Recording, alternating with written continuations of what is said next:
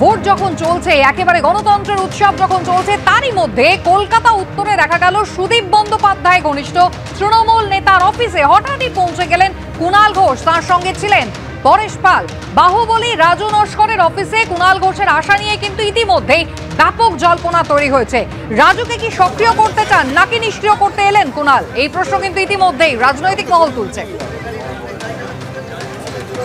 উত্তর কলকাতার প্রার্থী নন তিনি, কিন্তু তবুও কুণাল ঘোষ আজকে ভোটের দিনে বেরিয়েছেন এবং বেলেঘাটা এসছেন।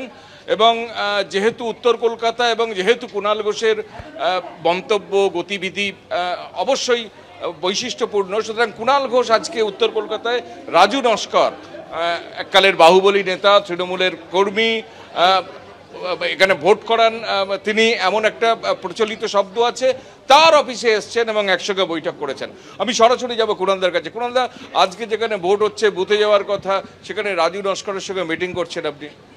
না, বুথে বুথে ভোট হচ্ছে, তো অবাধ গণতান্ত্রিক ভোট হচ্ছে। মমতা বন্দ্যোপাধ্যায়ের নেতৃত্বে, অভিষেক বন্দ্যোপাধ্যায়ের সেনাপতিত্বে তৃণমূল কংগ্রেস পরিবার যার রাজনৈতিক কর্তব্য ভোটের দিন পালন করা, সেগুলো করছে। এখন রাজু এই এলাকায় নাম এবং বিতর্ক দুটোই বেশ এনজয় করছে।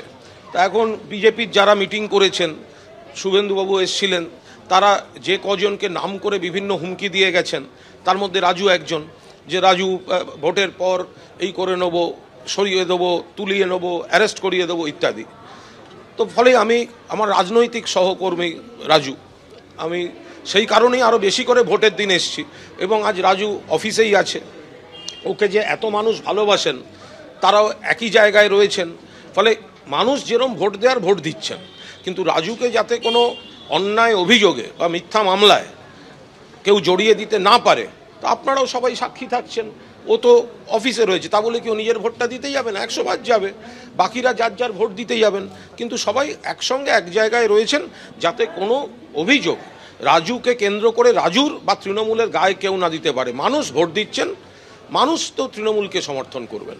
একটা সময় কথা প্রচলিত ছিল যে বেলেঘাটার ভোট করায় রাজু নস্কর, আপনি অফিসেই আছেন, আজকে বেরোচ্ছেন না কোথাও?